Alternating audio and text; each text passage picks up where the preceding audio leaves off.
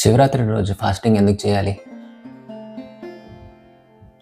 సైంటిఫికల్ reason ఉంది, కానీ సైంటిస్టులు పుట్టక ముందుకే ఋషులు మునులు యాక్చువల్ రీజన్ ఏంటనేది ఫైండ్ అవుట్ చేసి మనకు అందించారు. అయితే రాను రాను ఫాస్టింగ్ చేసే విధానం రాంగ్ వేలో వెళ్ళిపోతుంది. ఫాస్టింగ్ చేయడం వల్ల బాడీలో టాక్సిన్స్ అన్నీ వెళ్ళిపోతాయి, అది మనకు తెలిసిన విషయం. ఇక్కడ ఫాస్టింగ్ చేయడం వల్ల మీ బాడీలో ఈడ పింగళ రెండు యాక్టివేట్ అవుతాయి. జనరల్గా మీరు గమనించండి, మీరు ఏదైనా తిన్నారనుకోండి, తిన్న కాసేపటికి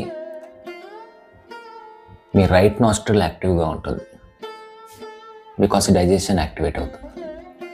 మీరు పడుకొని లేస్తున్న టైంలో మీరు గమనించినట్లయితే, లేదా పడుకునే టైంలో గమనించినట్లయితే లెఫ్ట్ నాస్ట్రిల్ యాక్టివ్గా ఉంటుంది. ఇది అందరికీ తెలిసిందే. కానీ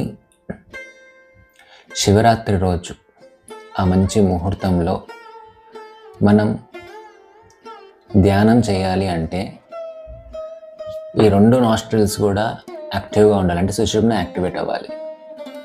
ఎప్పుడైతే సుషుమ్న యాక్టివేట్ అవుతుందో అప్పుడే మనము చేసే ధ్యానము బాగా కుదురుతుంది. ధ్యానం అనేసరికి మనం ఇలా కూర్చొని థాట్స్ని కంట్రోల్ చేయడం కాదు. ధ్యానము అంటే థాట్లెస్, అది మీకు తెలిసిందే.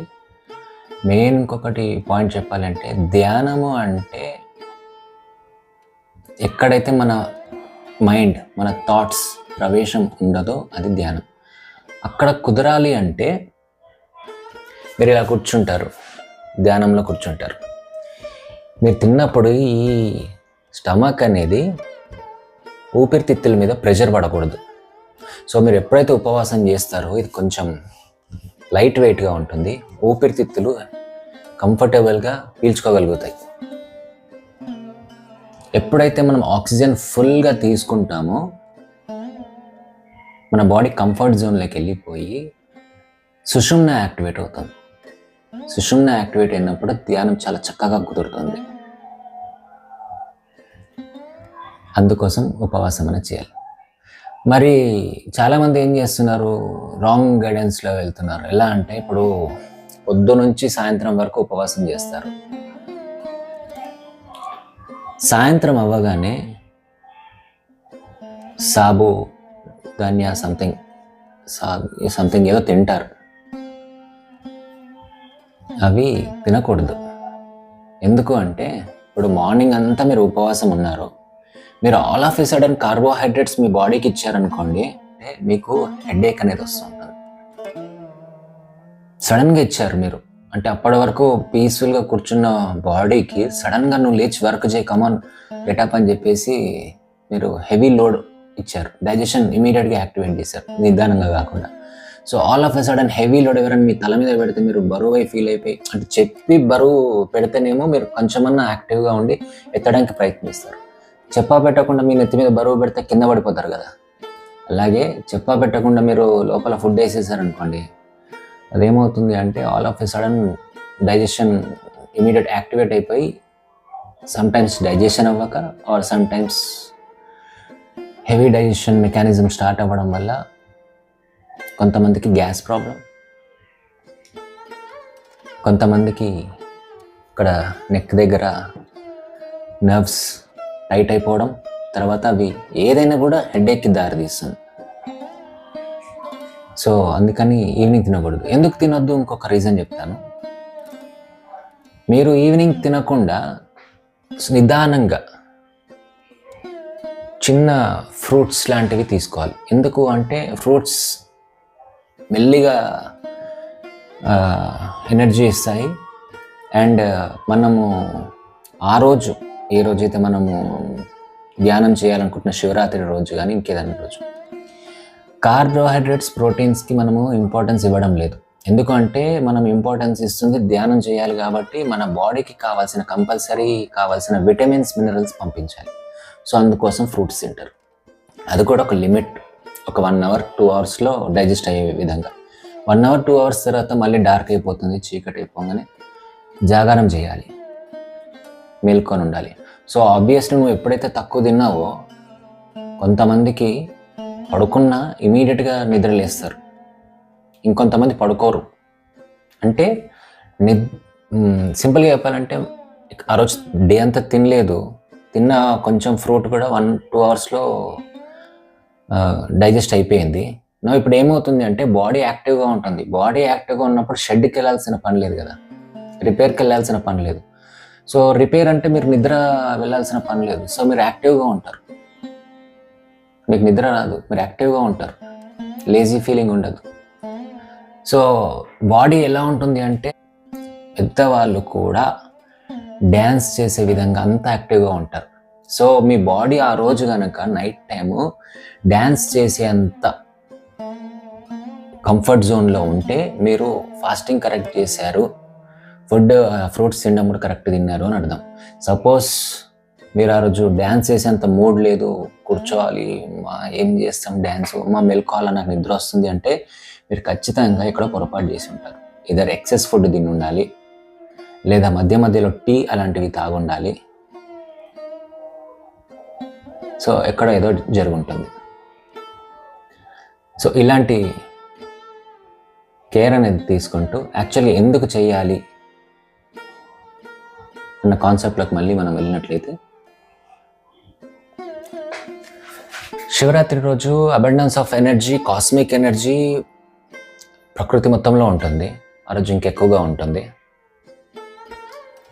సో మనం రిసీవర్స్, అక్కడ ఎనర్జీ మన చుట్టూ తిరుగుతున్నప్పుడు మనం తీసుకోవాలి ఎనర్జీని. ఇప్పుడు తీసుకున్నప్పుడే మనం సపోజ్ ఇప్పుడు మాట్లాడగలుగుతున్నాను, చేతులు ఊపగలుగుతున్నాను, ఇదంతా కూడా బికాస్ ఆఫ్ ఎనర్జీ. మనం అనుకుంటాం దాంట్లో ఏముంది అని. ఒక మనిషి ప్రాణం పోతున్నప్పుడు మనిషి చెయ్యి కదపలేడు, తను లేచి నడవలేడు, అప్పుడు తన దగ్గర ఎనర్జీ ఉండదు. అప్పుడు తెలుస్తుంది యాక్చువల్ ఎనర్జీ అంటే ఏంటనేది. సో మన చేతులు బాగున్నాయి కాబట్టి దండం పెట్టాలి,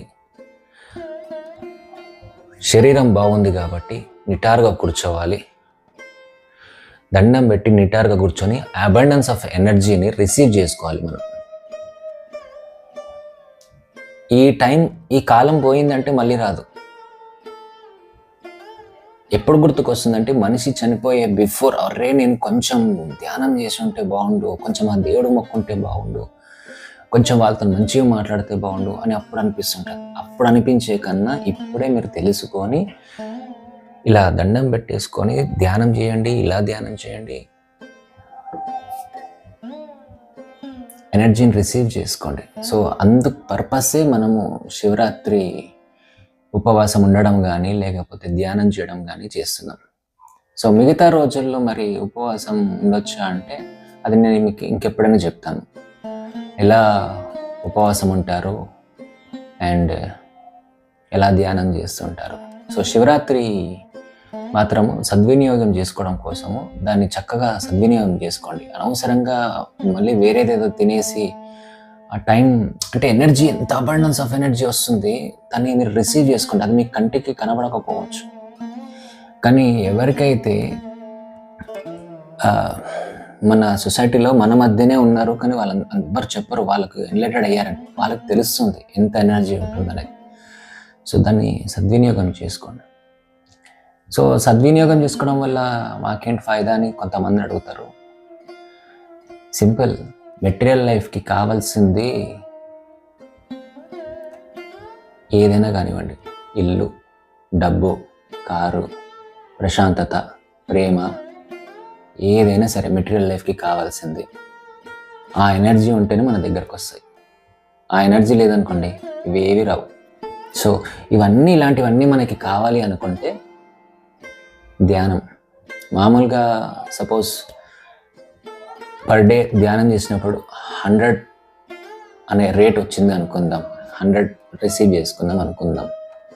శివరాత్రి రోజు మీకు 10,000, 1,00,000 అంత పవర్ ఉంటుంది శివరాత్రి రోజు. అందుకోసం మనం ధ్యానం చేయాలి, మెటీరియల్ లైఫ్ని దాటడానికి ధ్యానం చేయాలి. ఎనర్జీ లేనిది మెటీరియల్ లైఫ్ కూడా మనం ఈజీగా హ్యాండిల్ చేయలేము అండ్ స్పిరిచువల్ లైఫ్ కూడా హ్యాండిల్ చేయలేము. So energy matters. శివరాత్రి రోజు చక్కగా ధ్యానం చేద్దాం, కరెక్ట్గా ధ్యానం చేద్దాం. నమస్కారం.